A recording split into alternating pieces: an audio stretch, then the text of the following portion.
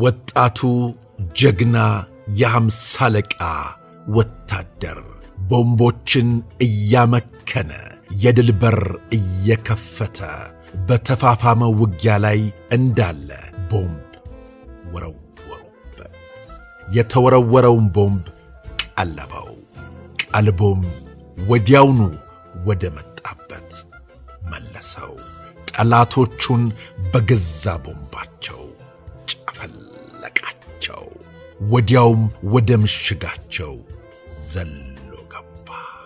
ይህ የ10 አለቃ አበባው አስፋው እንዳሻው ታሪክ ውስጥ የሚገኝ አንደኛው የጀግንነት ታሪክ ነው።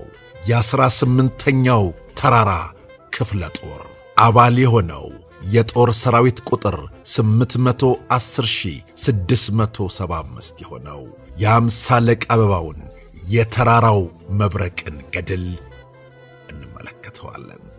አብራችሁን ቆዩ። በሐረርጌ ክፍለ ሀገር ጅጅጋ አውራጃ ጭናግሰን ከተማ በ1955 ዓ.ም ተወለደ። የገበሬ ልጅ በመሆኑ ወላጆቹን በግብርና ሥራ እያገዘና እየተማረ አደገ። ዕድሜው 18 ዓመት እንደደረሰና የ7ኛ ክፍል ትምህርቱን በመከታተል ላይ ያለ አንድ ቀን እርሱና ጓደኞቹ ከትምህርት ቤት ወደ ቤታቸው ሲመለሱ በአንድ የሸቀጥ መደብር ግድግዳ ላይ የውትድርና ቅጥር ማስታወቂያ ተለጥፎ አዩ። አበባው ወዲያው ወታደር የሚሆን ፍላጎቱ ተነሳሳ። ምክንያት ነበረው። የ14 ዓመት ልጅ በነበረ ጊዜ የሶማሊያ ሰርጎ ገብ ታጣቂዎች በኋላም በ1969 ዓ.ም የሶማሊያ ወራሪ ጦር በጭናግሰን ነዋሪዎች ላይ ያደረሱትን ግፍ አይቷል። አሰቃቂ ድርጊታቸው በልጅነት አእምሮው ተቀርጾ ቀርቷል። ያን ጊዜ አቅም የሌለው በመሆኑ ከቁጭት በቀር ያደረገው ነገር አልነበረም። አሁን ግን አገሬንና ወገኔን ከአጥቂዎች ለመጠበቅ አቅም አለኝ ብሎ አሰበ። እቤቱ እንደደረሰም ወታደር የመሆን ቁርጥ ሐሳቡን ለአባቱ ነገራቸው። አቶ አስፋው እንዳሻው ሊያከላክሉት አልሞከሩም። ቢሞክሩም እንኳ አነጋገሩ ውሳኔ ያለበት በመሆኑ ሊያቆሙት እንደማይቻላቸው ተገነዘቡ። ልጄ እንደወደድህ አሉት። ጊዜ ሳያጠፋ ተመዘገበና ተገቢውን መመዘኛ አሟልቶ ከሌሎች ምልምሎች ጋር ወደ ሐረር ከዚያም ወደ አዲስ አበባ ተላከ። አበባው በዚህ ሁኔታ የ18ኛ ተራራ ክፍለ ጦር 35ኛ ብርጌድ ባልደረባ ሆነና እናት አገሩን ማገልገል ጀመረ። ከዚያም ክፍለ ጦሩ በዋለባቸው አውደ ውጊያዎች በተለይም 35ኛ ተራራ ብርጌድ በተሰለፈባቸው የውጊያ ግንባሮች ሁሉ በጀግንነት ከተዋጉ ወታደሮች ውስጥ ተጠቃሽ መሆኑ ተለመደ። በተለይ በትክሲ ግንባር ሐረዋ ላይ ከፍታ ነጥብ 20059 ተራራን ለመያዝ በተደረገው ፍልሚያ የፈጸመው ጀግንነት ከሁሉም የላቀ ነበር። ተራራው ላይ መሽጎ የሚገኘውን የሻቢያ ኃይል አጥቅቶ እንዲያስለቅቅ 35ኛ ተራራ ብርጌድ መጋቢት 25 ቀን 1974 ዓ.ም ግዳይ ተሰጠው። ለስፍራው ደርሶ ማጥቃት ቢሰነዝርም ገዢ መሬት ላይ የተጠመዱት መትረየስ አላላውሳለው። ብዙ የሕይወት መሥዋዕትነትም ተከፈለ። በዚህ ጊዜ ወታደር አበባው የዚህን መትረየስ ላንቃ ለመዝጋት ወሰነ። እንዴት? እንመለስበታለን። ውድ የአዲስ 1879 ቤተሰቦች ይህንን ታሪክ እየሰማችሁ ሰብስክራይብ ያድርጉ፣ የላይክ ምልክቷንም ነካ ያድርጓት። የዚህን ጀግና ታሪክም ወዳጆቹ እንዲሰሙት ሼር ያድርጉላቸው። የሚሰማዎትንም አስተያየት ይጻፉልን። የተራራው መብረቅ የሆነውን የ50 አለቃ አበባው አስፋው እንዳሻውን ታሪክ እንቀጥላለን። አብራችሁን ቆዩ።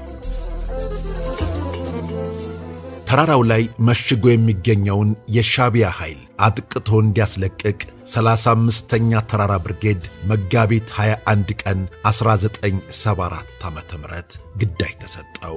ስፍራው ደርሶ ማጥቃት ቢሰነዝርም ገዢ መሬት ላይ የተጠመዱት የጠላት መትረየሶች እርምጃውን ገቱት። በተለይ አንድ ከባድ መትረየስ አላላውሳለው። ብዙ የሕይወት መስዋዕትነትም ተከፈለ።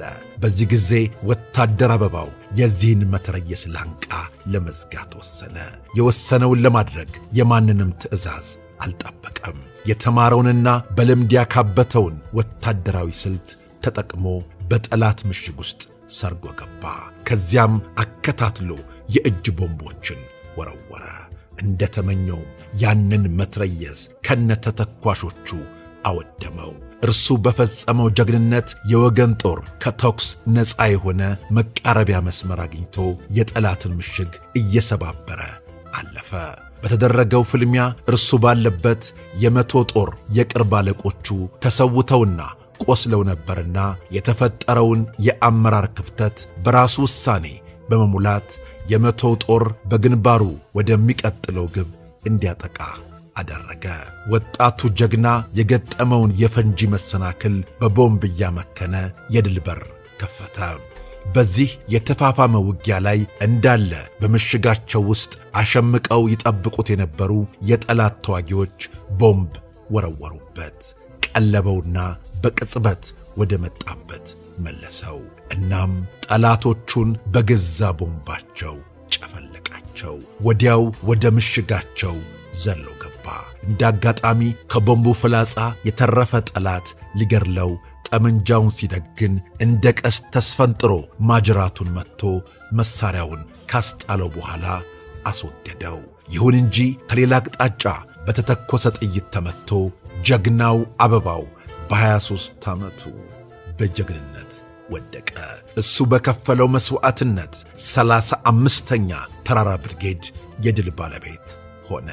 ጀግናው አበባው አስፋው ከርሱ ቀድመው የተሰውና የቆሰሉ የቅርብ አለቆቹን ተክቶ ለፈጸመው የመሪነት ተግባር ክብር ለመስጠት አስከሬኑ ባረፈበት ወቅት የ50 አለቃ ማዕረግ ተሾመ።